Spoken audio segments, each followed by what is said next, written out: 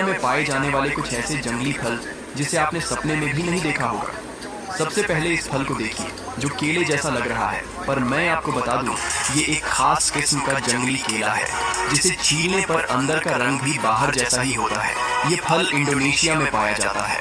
अब जरा इस अजीब से दिखने वाले फल को देखिए, जिसे सलाद कहते हैं, इंग्लिश में बोले तो स्नेक फ्रूट। इसका स्वाद बेहद लजीज और अनोखा होता है। वहीं अब इस अनोखे फल को देखिए, जिसे ट्रिचोसैंथीस कहा जाता है। इसके अंदर से काले रंग की जेली निकलती है, जिसका उपयोग मेडिसिन बनाने के लिए